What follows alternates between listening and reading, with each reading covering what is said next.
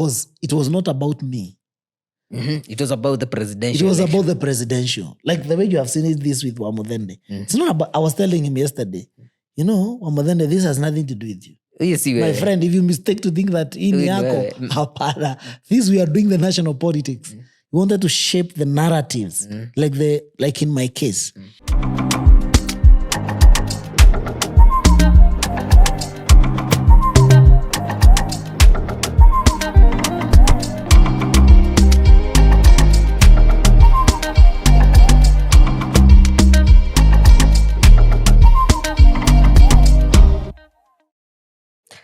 Ladies and gentlemen, wapenzi watazamaji, welcome back. This is the Exchange Podcast. We will have a very interactive session today.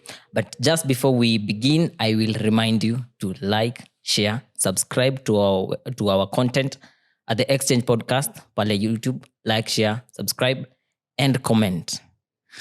Now we begin. Before I let my guest introduce himself, nitawarudisha kidogo pale 2021. It is a by-election has been announced at Kiambaa, and the unthinkable happens. A young man allied to the then deputy president, and in a party that has just entered town, UDA, dares to dream for the position of a member of parliament in the then president Kenyatta's backyard, Kiambaa. He shocks not only the country but also the world because he takes it home, bringing us to whatever wahenga walisema, pawns can be kings. He is our guest today. I will welcome him and let him introduce himself. Karibu sana mheshimiwa. Thank you, Wina. How are you? I am fine, thank you, nashukuru. Yes. Tamimi niko salama, nashukuru. Karibu sana. Yes. And thank you for hosting me. I didn't know that you have grown to become such a responsible man. I left you when you were a very young guy. Yeah, ni kweli. And tukisukumana na maisha, those days, but I'm so proud of you. I know you're doing something that is very meaningful, something that probably many people will not dare to dream or to think about. Because I normally say, as a young person, you have to think outside the box. You have to aim higher. You have to strategize. You have to, because of the nature of a human being, you can never just sit down and wait for things to happen.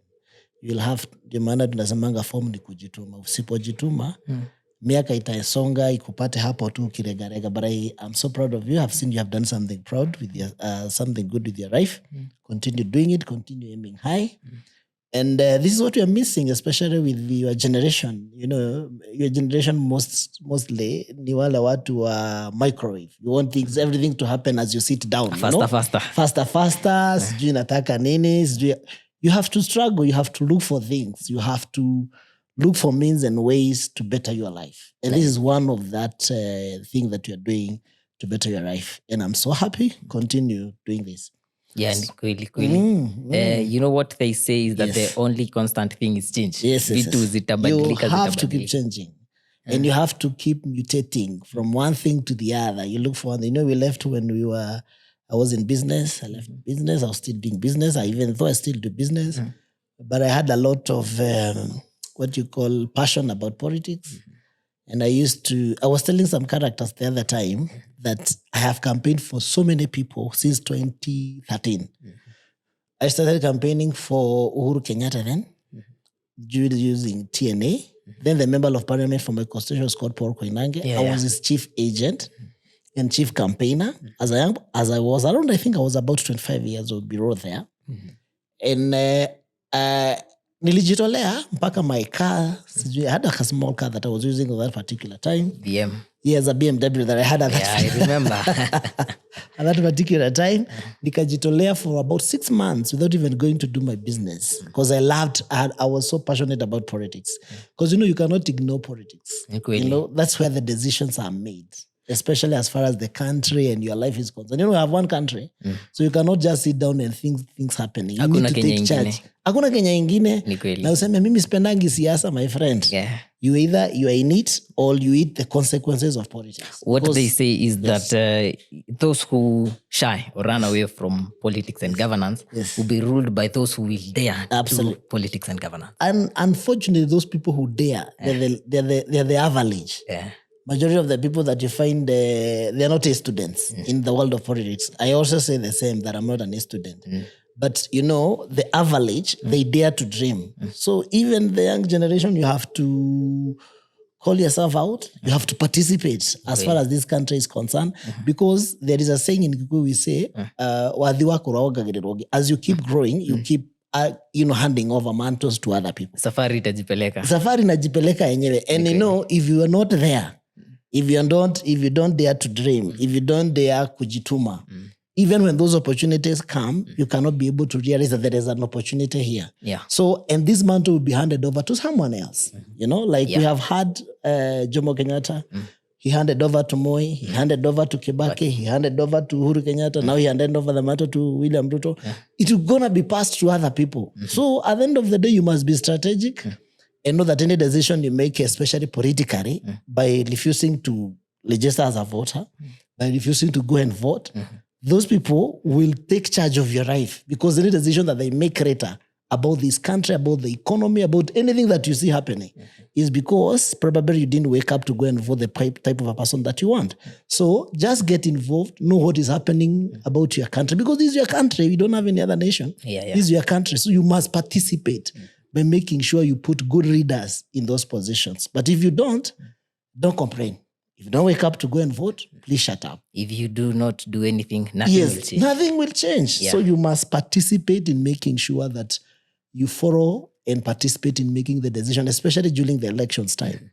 Participate in making sure that you have elected the person that you'd want to read this, to participate in taking the country to the next level. Yeah, that is very true. Yeah. Utaniruhusu niulize. Yes.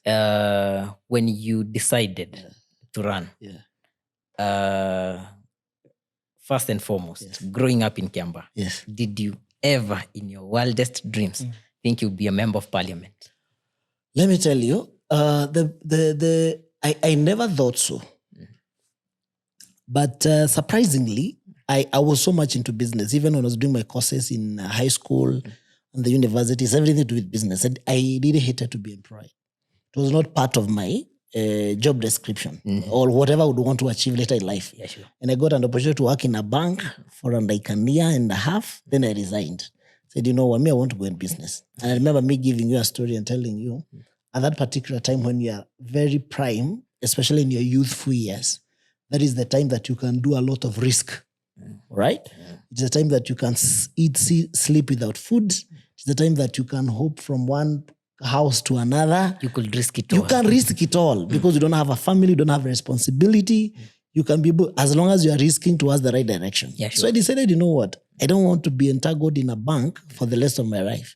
And my manager then was 55 years old. He had worked in a bank all his entire life. So I used to look at him and I'm like, do I really want to be... Is this what I want? This is what I want. In this space, you can't get out of a bank.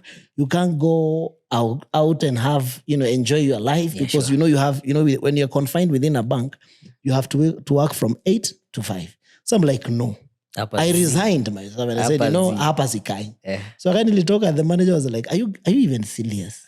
Are you even in your mind? And at that particular time when you're working in the bank, everybody thinks, our son ashafika, he's the rich guy, anafanya kazi kwa bank, ni kama pesa yako ni yako. But I realized, no, that is not the case. So in my entire career or my entire life, I never thought I would ever become a member of parliament. But I used to dream, I used to envision myself in that. And I used to see myself like, okay, I would want to be a leader, but I didn't know how. The same way you can have something within you, but you don't know how do I make this happen. So 2013, then I knew the easiest thing then to do is to support those who are vying. And they seems to be like they are just about to, to get the positions or to get the seat. So I took to some of my friends. During that time, there was some other guys who are vying during the 2013 election. At that time, we got the new constitution. So yes, ndio iliingia 2010. Then our constituency used to be called Kiambaa. Constitution was huge. Partly Kiambaa and Kiambu town constituency was one. The then member of parliament was Stanley Munga Githunguri. There was Jenga Karome. there was Bio Koinange, there was Kamau Ishari, the heavyweights. Yeah, the political the heavyweights. Political heavyweights. The who's who with the who's who in my constituency, because even in terms of money and resources, someone was making fun that, you're the only member of parliament who doesn't have a house in Koinange Street. Because Shianda is Jenga Karome, you go Ridian Towers is Githongori, Ginyo Towers iko hapo. It is used people to be who have money, people who have resources and a lot of money. So the commoners, people like us, could not dare to dream, because the constitution was so huge. The resource mobilization that was needed was a lot. Yeah, humongous. It's humongous. So there was no way a commoner could ever dream or dare to dream to become a member of parliament. Yeah, because the competition was between Githongori and Chenga Karume, and they were so loaded. Moja anakuja napatiana 200, mwingine anakuja napeana 500. Yani walikuwa natishana tu na pesa. So it used to call Mikawa, we used to call it that particular time. Yeah. So later, so what I did after now the subdivision of the constituency, we go to Kiambaa town and Kiambaa. So there's a new constitution. There is a new constitution in place. The IEBC did boundaries limitations. So we got a new constituency. So I was like, okay, it is a new entrant. So wacha, the Kina Koinanges, they dared. He was called Paul Koinange. So I became his chief campaigner. So nika campaign. By God grace, we were able to win the nominations for TNA. Yeah. And in Mount Kenya at that particular time, I think you are very young. If you had the certificate of the TNA, which was led by Uhuru Kenyatta, you automatically the next member of parliament. Hiyo story tumemaliza. Sasa wewe ni ungangane tu upambane mpaka win the nominations. Ukisha win the nominations, hiyo story nyingine unaenda kurelax. Unajipatia 1 more month to the general election, unaingia ground unachapa watu wanakuchagua, because at that particular time Uhuru was vying as a president. So a lot of people from Kikuyu community were supporting him. So it became automatic. And the party was in favor with everybody. So tuka campaign, by God grace tukapata nomination. Niambia Mahesh tumepata nomination. Wenda ukalulax. Kazi kuisha. Kazi tuko karibu kuisha. During the general election, I was his chief agent. Tukafanya ukarabati, we got the paper, akaingia. But unfortunately, it happens. The people say that if you want to succeed, you kill in politics, you kill the kingmakers. Kingmakers. Yeah. So at that particular time, the then member of parliament decided to do away with us. So we didn't benefit, we didn't get the cross to power. Tukarudi tu mashinani, tukarudi kutafuta biashara. Tukaumia. You know what they say is that when the rain is over, they leave the umbrella outside. Wanaacha nje hiyo. Hiyo itajipanga. Sasa imekuwa mzigo. And I think that is not the first time we are getting things. No, it's not the first time. That always happened in politics. I've seen it. I've seen, is it the 48 powers? The 48 laws of power, Laws of power. And they say that you have to do away with the kingmakers most of the time. They're very dangerous. They could take you home. They will take you home because they normally tell you, unajua nimi nilikuingiza hapa. And sometimes also the kingmakers, they are also funny characters. They cannot bully you. They can bully you, Ati ni mimi nilikuingiza hapo na yeye hakusimama ajiingize. Yangesimama. Sasa uliulizwa wewe si ungesimama. Si ungesimama. Nikasema haya sawa. Imefika hapo, let me go and look for something else. So we didn't after that we didn't I didn't get involved in politics. So especially on his side, so he had to come in, plan his CDF and all that. So I didn't even get in a position. So I went back. And I'm like, okay, in 2027, I'll aim higher. So 2017, actually, I became the Jubilee Youth Leader in Kiambaa County. So mi nikangangana, nikajificha hapo, nikapambana during the elections. The officials of Jubilee from the national, we are going to the counties, grassroots, the grassroots. So mi nilikuwa nimechaguliwa from the ward level, nikakuja sub county, Kiambaa, sasa nikafika. Ngangana, sasa nifike county level. Tukapigana, I succeeded. Who is good? Mungu naye ni nani. Nikapata Jubilee Youth League chair, Kiambaa County. So Koinange, because now he was among the people who were supporting, because now the umbrella now is Jubilee, it's no longer TNA. So tukapambana hapo, nikamwambia akapata nomination ya Jubilee. Ambia ya sawa, tuko chama moja, acha tutembee. Then I decided to work for Waitito. Instead of now going to the sub-county, I worked at the county level. You also decided to grow. Yes, I decided also, let me leave the sub-county, constituency, wacha mimi ning'ang'ane na akina Waitito. Maybe there are more opportunities up there. So nikapigana from voter registrations, from ID. We were also looking for votes for Uhuru Kenyatta. Yes. So by God grace tukashinda. Both the presidency and the county level. Okay. After winning, simu zikazima. Wembe ni ule nikanyolewa. Nikarudi back to factory setting. What do I do? I became so frustrated and I was like, I'm done with this politics. The other next one I'm going to do is one. It's either mine. That's what I told myself in 2017. It's either mine or the president. Okay? I'll be in the inner circle of the president. Because I know definitely if the president wins, maybe the boats are many, the opportunities are there. Lazima nitajituma. Nitajitolea. And I knew at the back of my mind, the next president is William Ruto. So what I did in 2018, I started following him. Everywhere he went, I was behind him. With my own funding. Hapo nyuma. Akipiga picha. Hapo.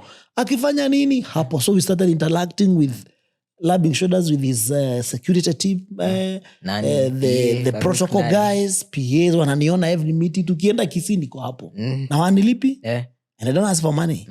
Wakienda Mombasa niko hapo nyuma. Eldoret. Wakikuja Eldoret, Kawanjiku, John is there. That time I was called John.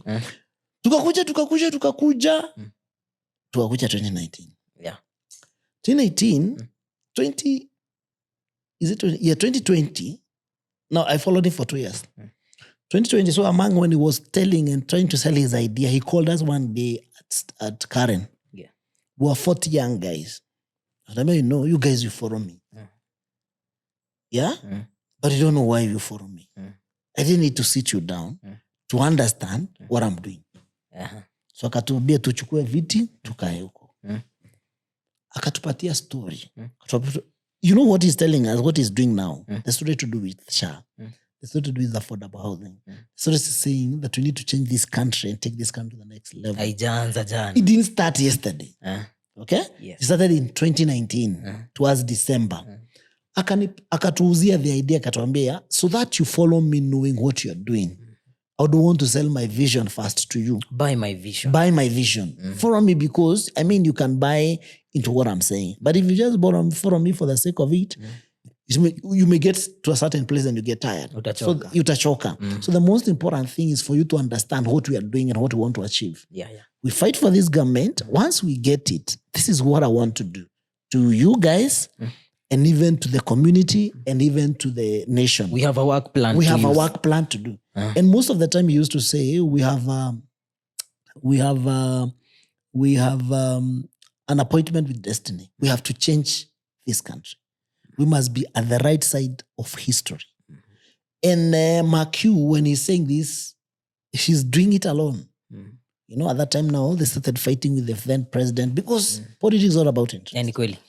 The then president realized, kazi yako imeisha, you kill the kingmaker, I'm going on this other side. And walikuwa wamekubaliana 10 years. So, kukakuwa na commanship hapo kidogo. Go home.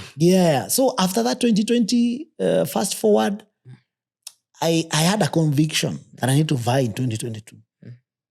So what I did, I started preparing myself. Because when you don't have a lot of resource, and elections and politics take away a lot of resources.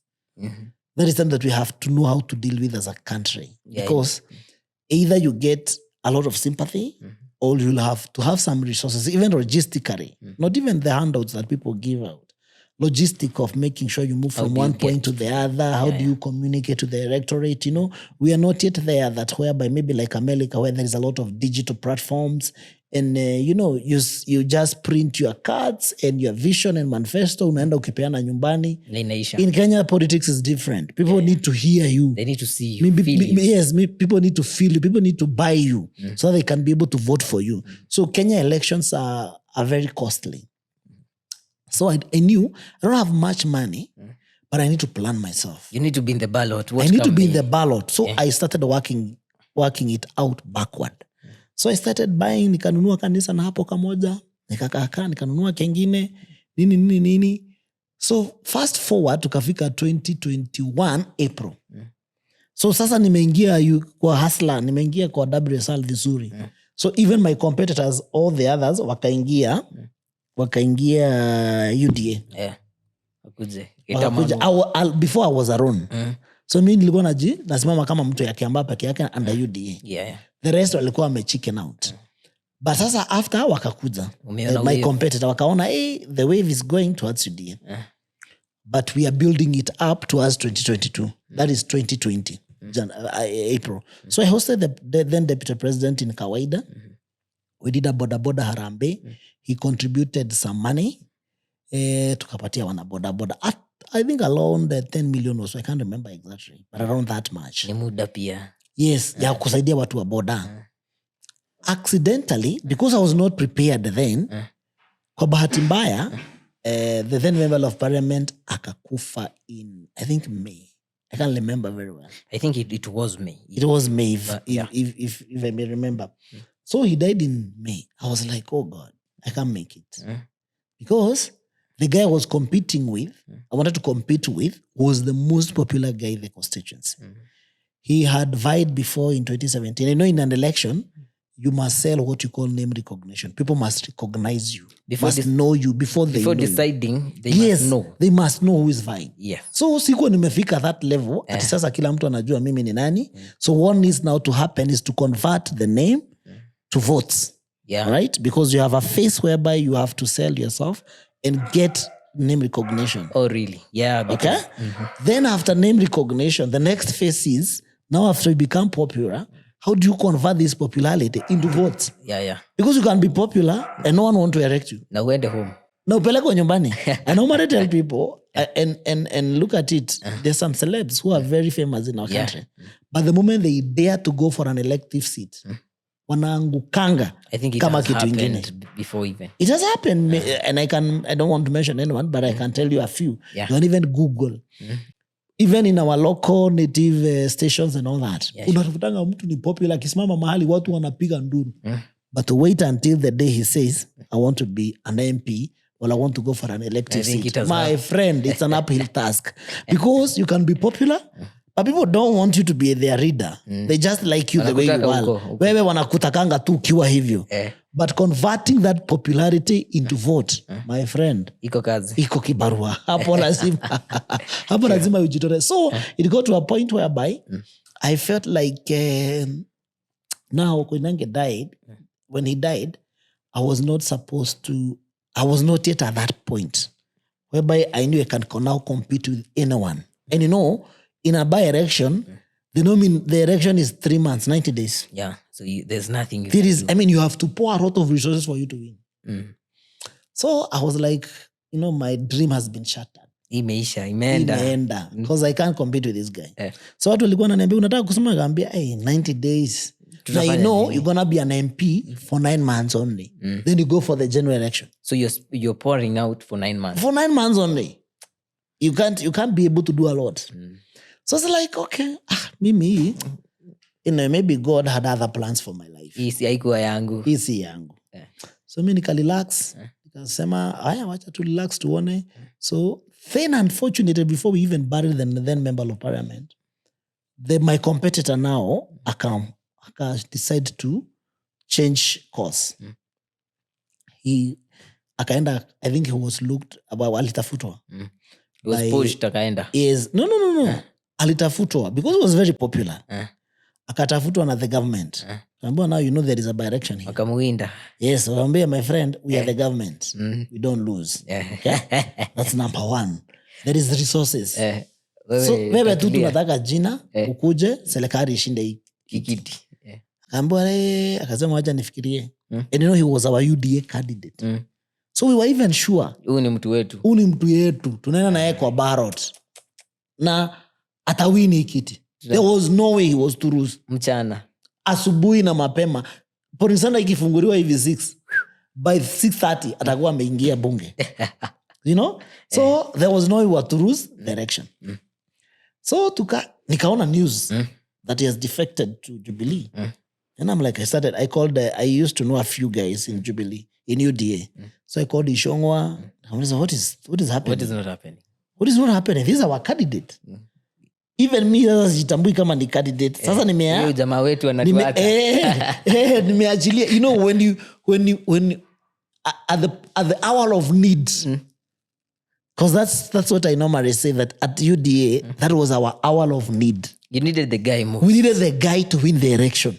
Because that will shape the narrative, it will shape the politics, and the 2022, the nini will start from winning streak imeanza kupanda. The guy ametuacha kwa mataa. Hiyo ndio inaitwa kuacha kwa mataa. Hiyo ndio inaitwa kuacha kwa mataa. Mnajaribu all means, there is nothing that is happening. So nikamwambia Ishongwa, akaniambia, hata mimi naona kama wewe, but we're in communication. We are deliberating about this story. Wakatafuta jamaa. Wakamwambia, please. Jamaa hapatikani. He's availing himself. What is happening? Kaniambia hapana, nini. Serikali nini haiwezi shindwa. Sijui nini. Tukamwambia, my friend, if you put your card on to in that party, you're going to lose. Utachoma.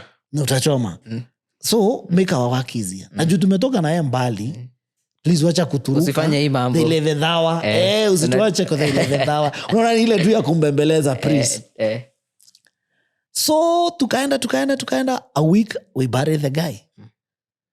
After that, a week ikaisha. So I called the Ishongwa again. Kamwambia, guys, you cannot make a mistake ya kukosa kusimamisha candidate hapa kwetu Kiambaa. Because if you do, that means 2022 will not have a strong party. So we need to start building our party now. Ni sasa hivi. And because all of us, our life rides on this party. So if you don't have a political party, we will use which parties are we going to vie with in 2027, 2022. So you guys, you need to make sure that the party is strong. So akasema, okay, sawa, wacha tuone, we're in communication. You know what I did? So I told you I had bought 2 Nissans. Yes. Nilienda, nikaziweka viti. Nikazi brand. Okay? Wakati walitangaza there is a vacancy in Kiambaa. Nikazi brand, nikaziandika John Njuguna. Nikaandika ma drivers. Nikaanza kuzipeana mazishi. Ama ukitaka gari za kubeba watu mazishi nampeana. Ukitaka nikupatie ya kwenda harusi na nini nazipeana. That was their work, but they were moving billboard. Then I started saying, I'm vying with UDA. I felt a conviction. Then I said, you know what? I'm going to pull this party to my level. If there's no man, I'll be the man. If there is no man, I will be the man. And I want you to go and listen to the then deputy president when we won the election. I was telling them, walitafuta candidates. And when sometimes when God is on your side, my friend, hata watu wafanye nini, it is your time to shine. Kweli. And God, tunasemanga na Kikuyu, shuma igoroshi gani, that, God, he's the... Zishagawa. Zikitoka juu, inajuanga hii ni ya wina, hii ni ya Kawanjiku, hii ni ya nani. Yani God has a way to balance things. Kweli. And I was like, okay, what's a meaning? Nikamwambia, you know what? I'm not popular. We did an opinion poll then. Between all the other candidates, I was the last. Our then candidate had 70%. Mimi nilikuwa na 10. Out of 100 people. Wale wananipigia kura ni 10. Out of 100, he has 70. So it was a sure bet. This guy is gonna win. Whichever party he goes to. Inaenda. So they had a very lengthy discussion. Calling all the heavyweights, watangatanga. Are we going to field a candidate in Kiambaa? Manze hii tunaenda kuanguka. There is no way. Hii tunaenda kuaibika. Because this guy is at 10. The competitor, when you want to compete naye, akona 70. How do we move from 10 to 51? And how do we remove him from 70 to 50? Tumshukishe. Hey, ikakuwa a story. So I told them, you guys look for candidates. Mukikosa, mimi niko. Okay? Mkikosa mutafute. Mkikosa, mimi niko. Mimi nikaanza groundwork. Nikangangana. Finally, God has a way of commanding our destiny. Sure. And that's what I was telling people, even with now type of politics that is happening around the country, I normally leave everything to God. Because I know He's the one who plan our future. You know, even what the Bible says that he holds our future at his hands. Sure. So I don't get worried about the election because I knew the God who have gotten me from where I was. Kama ni yangu ni yangu. Mpaka sasa hapa. My friend, haiwezekani. Agona venye napoteza. So I told them, mkipata candidate mniambia withdraw. Na nikaanza groundwork. Nikapiga 2 months to the election. Sikuwa nimepatiwa certificate ya UDA. Hakuna mtu ananiongeresha. Mimi natumia tu do yangu napiga ground. Najituma. Yeah. Finally, they sat down and they said, you know what?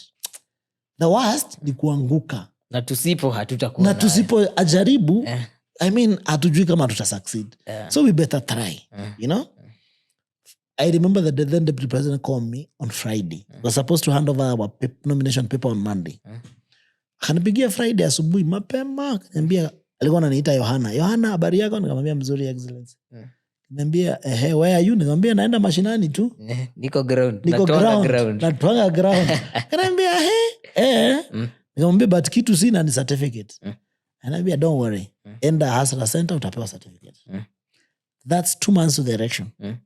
We were able to move from 10 to 51. Lakini kujituma nayo. Nilikuwa naamka 5. Nachapa ground. Every single day for 2 months. It was marathon. Ilikuwa kazi lakini nayo ililipa. Then hapo after tumemaliza na kibarua mingi, God came through for us because I normally say it's God because there was no way I was to beat that guy. But because of God's grace. Na kula mtu inasemekanga usipojipanga utapangwa. Usipojipanga. So sasa because alituacha kwa mataa Mungu akatuhurumia tu akaona tusiaibike. Tukampanga. That's how the guy lost. Yes. 2021. Then 2022 he lost again. So here I am. So I never envisioned myself being a member of parliament. But I used to love politics. But I knew I don't have the resources. But you know, you only need to have the conviction and the zeal. The rest, God will take care of. Yeah. God will take care of. There is no mountain when it comes to some of these things in life. Have a dream. You know, even there is a scripture saying that not my people perish for lack of knowledge and vision and whatever. I mean, have a vision. Have something you're looking at. Have something you're looking at. You know, even when you go to God to pray. So what are you praying? Assuming hata Mungu amuke leo akutafute. Unataka nini? Akwambia, Wina uko hapa habari yako? Mzuri Kimathi, uko datea ama unataka nini? You know, you start stammer.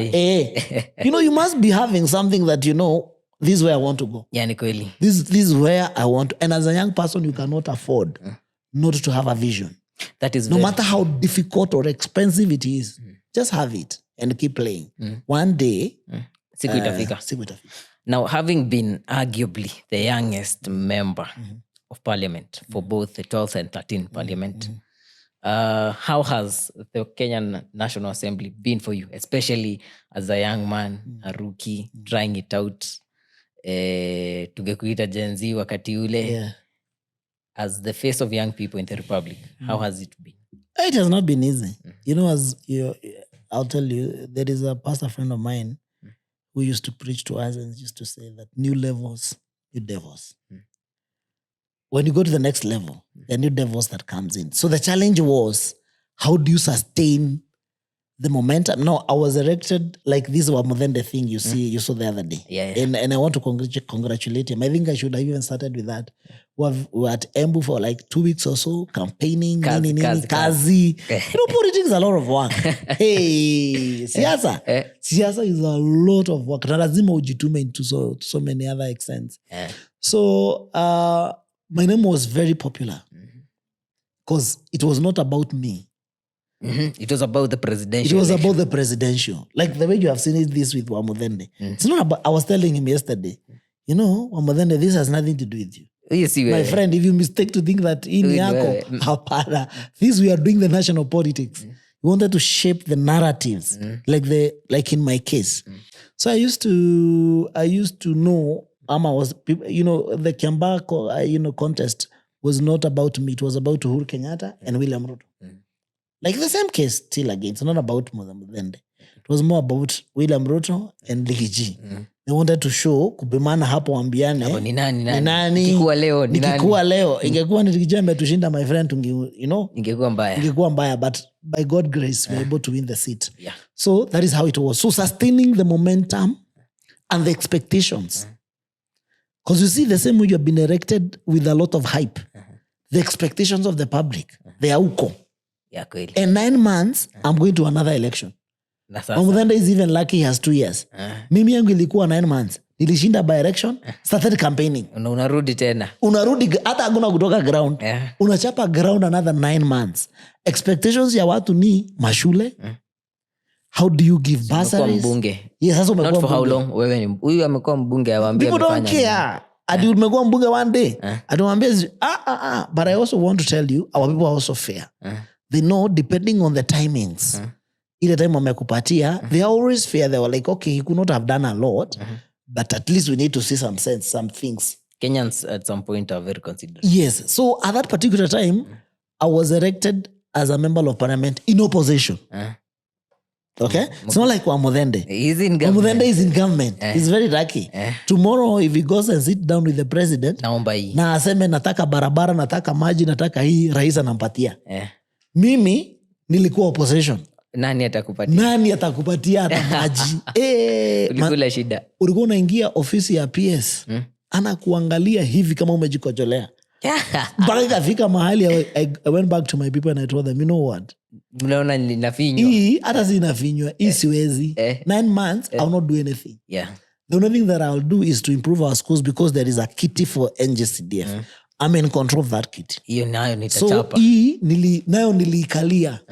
Nikaipanga, nikaanza kubadilisha mashule, kurenovate, nini. Yes, bursaries kupeana. That is the only thing that I was able to work around. But I told them, the next government ni William Ruto. Nitakuwa. My friend, please I beg you, mnichague mimi na mnipe president anaitwa William Ruto. Tufanye kazi. Hizo stories zingine mniachie. Niwapange. Nitawapanga. My friend, that's what happened. So after the 9 months, the challenge was so humongous. Because the expectations were very high. From the people, the problems ni mingi and you can't solve them. Yeah, you can. Mengine ni mahospitali, you can't be able to pay all the school fees. I remember for 3 months, I never pocketed any salary. Because every time I go to the office, watu wanajaa hivi. Huyu amefungiwa nyumba. Huyu anataka nini? I was like, how do you deal with this? How do we? Because at a single day, you would spend 100 or 200,000. So if you do the months, within a month, it's undoable. You cannot attain it. You cannot be able to sustain it. But then the good thing is that leaders find a way around. Exactly. But you have to know and navigate. So I also told them, in terms of roads, kulikuwa na barabara watu walikuwa na kwama. Kwetu ilikuwa inaitwa Gashie, Karura. Wamefanya maandamano, nikawaambia hii serikali haitatengeneza hii. But the next government, I'll make sure that I've been able to construct this road. So which I did. So there was also a challenge of the national politics that I was in opposition. The then speaker called JB was a very... He's not a mentor. Okay? The moment you get into the National Assembly, it was my first time. Yeah, you need to find people who will hold you. You need to find people who will hold your hand. Then I panicked. Because you see, ni kama leo nikupereke bunge. Ule mtu unaonanga kwa TV, nilikuwa naona Duare, anakusikiza ati ukiongea. Do you know I got what you call the stage fright? Everything that I had planned, evaporates. Zimeenda yote. Ikapotea. Kizungu, zama. Kiswahili, zama. Panic. Speaker anakuangalia hivi. So he booted me at that particular time and I'm like, oh God. Yeah. Now what do I have to do? Then nika-trend. Ukatembea mtandaoni. Nikatembea. You know, unajaribu kurara unashindwa now, what kind of life is this? Tukana wanasemaje? Yeah. Tukana wanasema. Yani unakaa tu kwa simu. Mitandao. Leo nimeitwa nini? And you know at that particular time also, because I'm in UDA, the opposition, iko kwa serikali, they are on your case. You are the only member from your UDA. UDA, alafu anasema, tuliwaambia mchague mtu ako na adabu na akili. Now see what you guys have brought us. You know, you're like, and you know, let me tell you, there is one thing I appreciate about William Ruto. Mentorship in terms of readership is very key. Because at the end of the day, we need to mentor readers for the next generation and the next takeover. But if you get a reader today, unamngoa, unareta mwingine, munangoa, you guys will never be stable. Makosa kidogo, yes, unatupa, you never be stable. Wacha afanye makosa. Yeah. He will mature up. Actually, you learn in the game. You learn through the process. Yeah, sure. You know? So he used to encourage me, say, no, don't worry. There's a time Nania Ninitosi, what is his name? The former governor of Nakuru. Saying, he said, leaking and that time. He said, Nyinyi, Kiambaa mlienda kutuchagulia mtu anakaa, Kagege is someone who is a dumb. Yeah. And because he was in Jubilee. Yeah, at the time. So I was telling him, my friend, mimi unaita Kagege mimi. I'll be re-elected again and you go home. Na wewe unaenda. Do you know that's what happened? I was re-elected. Lee went home.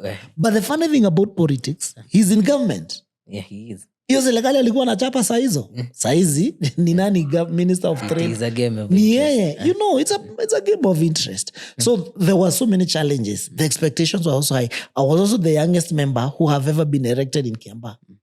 So I used to know I didn't need to keep up the pace. The bar was too high. The bar was too high. So that I don't disrupt the other young people. Maybe later because you go for 2 or 3 terms, you move to the next level. Yeah. You don't want the people to regret the reason why they elected a young person. He never did anything. This is how the constitutions will look like. So they will be like, so I have to pull up my socks. Wengine pia waone. Ndio waone. I mean, there is benefits in electing a young man. Yeah, sure. So I have done quite a number of things. Those were the challenges. Then the national politics, and because I was elected in a national platform, like in the general election, there are 290 elections. Okay? For 290 members of parliament. So with 1,000 and what MCs. Kila mtu wako kwake. Kila mtu wako na game. No one cares. So it depends with the constituencies and whom you are able to convince. But this particular election, it was only one in the whole Republic of Kenya. I think it was very clear that you would see the likes of Detenyoro. Yes. It was ordinary to walk in at the shops and the hotels around Kiambaa and find them. Unabanana kina Ndende huko. They came to campaign for me. Kina Kimani Shongwa, kina Moses Kuria. Because we were one team. We were one team, all of us.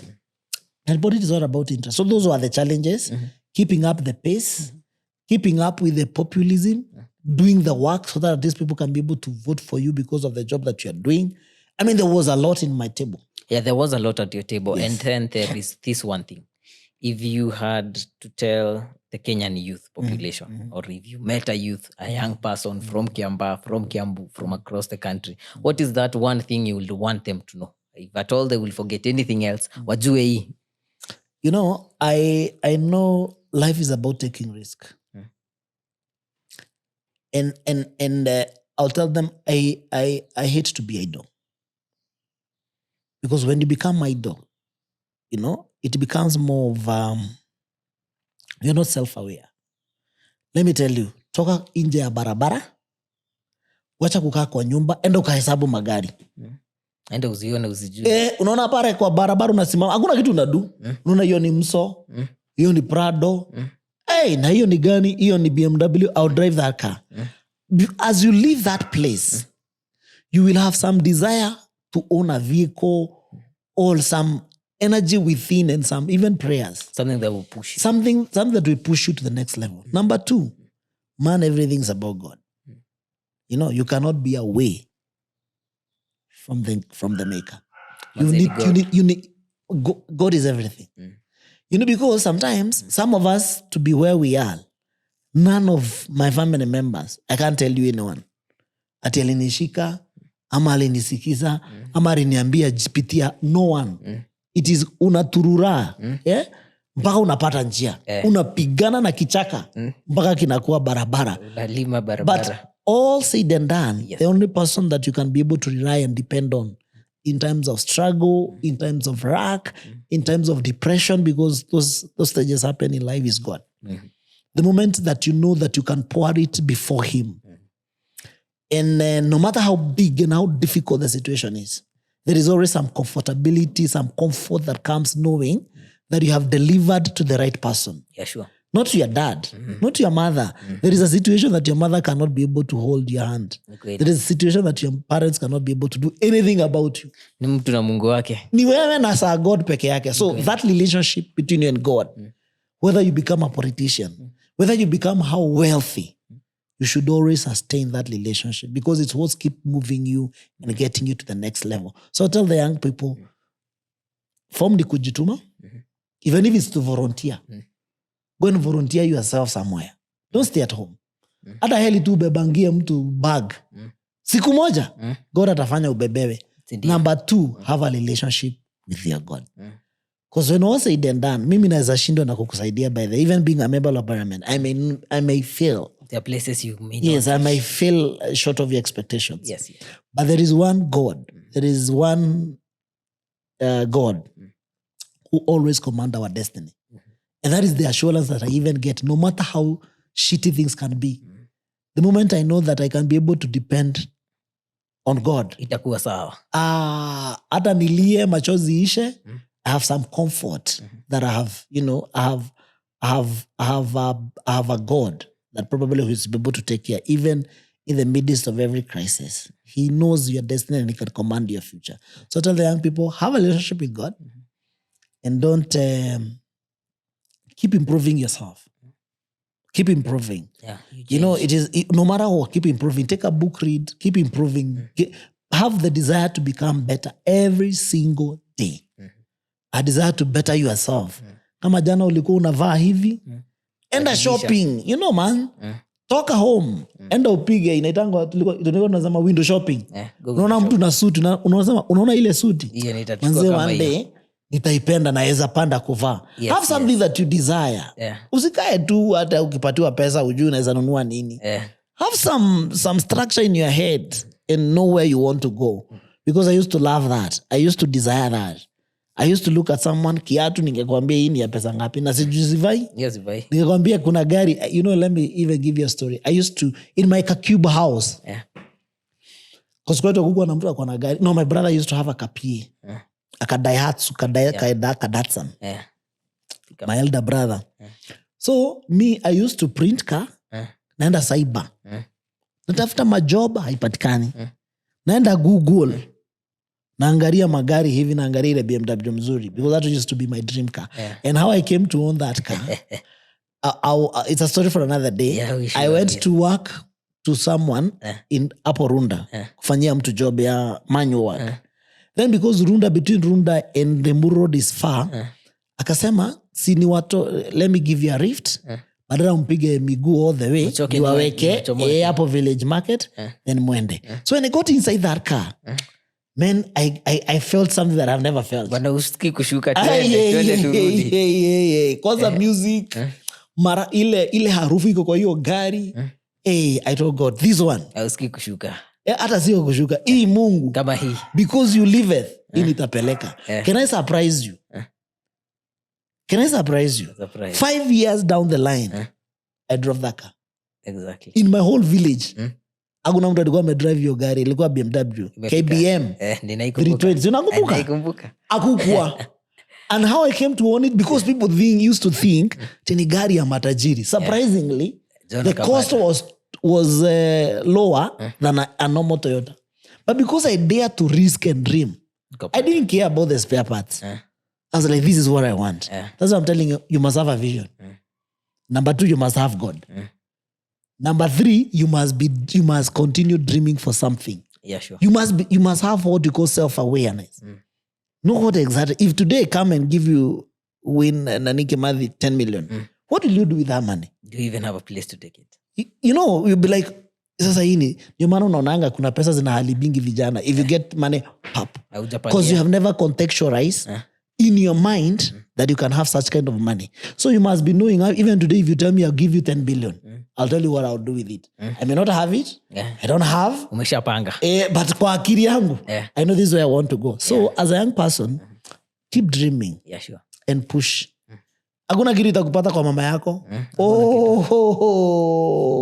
Atiwe kazi yako ni kuamka unalia. You self-pity yourself. So, my friend, you will die because of depression. Na dunia iendelee. dunia itasonga. Wengine watajirike, we ubaki hapo ukiwa maskini hoyae, na dunia iendelee. There is that self-actualization. Have a purpose and know where you want to head. Yeah, thank you so much. And ladies and gentlemen, for one day. That has been a wisdom from John Njuguna, Honorable Kawanjiku, Member of Parliament for Kiambaa, and serving second term of Kiambaa, sorry. That is home. It's actually the county, Kiambaa. You're right, you're still right. So that has been it, a very informative and interactive session. We will call it a day. Na asante sana mheshimiwa for making time. We hope to see you around because it has to continue. Karibu sana. Yeah. Look for more time. Let's have this conversation. Let's keep engaging. I would really want to engage your audience, especially later, about the governments and the governance and the issues with Kenya Kwanza, the 2 terms and 1 terms. Because, I mean, we must keep sharing this, what I know, that you don't know, so that also they can be able to internalize and see whether we are headed the right direction. Yeah, that we can reason from a point of knowledge. Thank you so much, viewers, for tuning in. We hope that you enjoy our content. To support us, subscribe to our content, like, share, comment on the Exchange podcast across our social media handles. We hope to see you soon. Thank you so much, and we hope that you at home also are in the initiative of becoming the change you want to see. Until next time, kwaheri.